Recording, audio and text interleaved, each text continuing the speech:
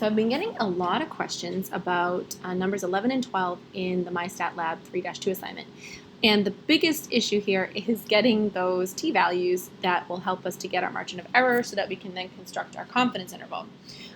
So if you go to the text, the t-table is on page E2 of your text.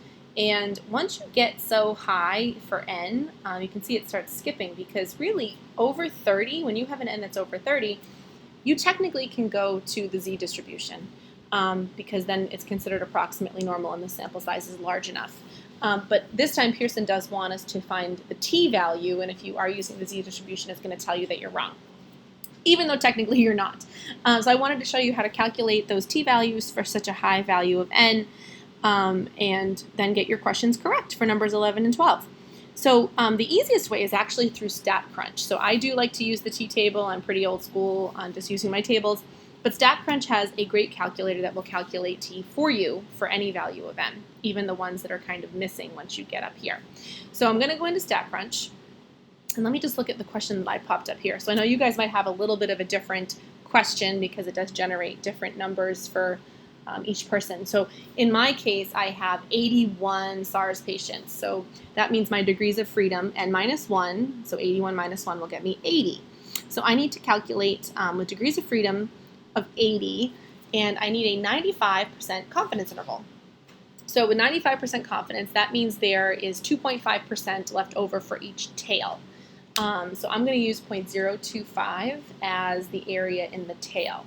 So if I go to StatCrunch, you can go up here to Stat, and you'll see this little thing that says Calculators.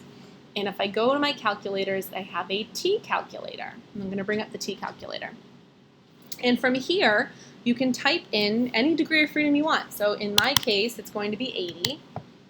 And then what I'm going to do is I'm going to come down here, and I'm going to put in the 0.025. So again, for 95% confidence, that means there's 95% in the middle of two z-scores in the distribution, which leaves 5% for the two tails, which means that alpha over 2 would be 2.5%, which is 0.025. And then if I click compute, it gives me the little left tail. Now you'll notice that if I go to the appendix again here, where'd it go? There it is. Let's see how it says area in the right tail. That's because it really wants you to have a positive t-value. Now technically it really doesn't matter. You're doing the plus or minus when you do your confidence interval. But if that bothers you, if you go back to StatCrunch, you can change the tail to be the right tail, and I will have to just type in my 0.025 again. And it will give you the 1.99. Now if I had gone to my table, let's just take a look at the table again.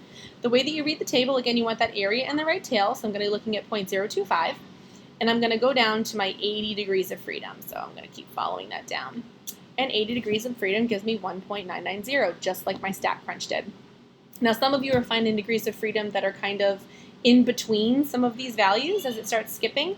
So I know one person said they had like a t-value, a degrees of freedom of like 84. And they're like, what do I do then if I have degrees of freedom of 84?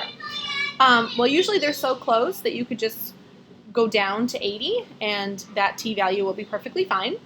But let's say we had a degrees of freedom of 84. Let's see what that gives us. So if I go to degrees of freedom, StatCrunch, of 84, and I put in my 0.025, it's going to give me 1.988, which I would round to 89, and let's see what that gave us here. So my 0.025, I got to make sure I can follow it. And if it were 84, I'd probably round to the 80, and it's getting approximately the same thing. But again, StatCrunch will be much more accurate, and that might get you your correct answer quicker. So that's how to calculate your t-value in both the table, and again, a nicer option is your StatCrunch. Let me know if you have any more questions.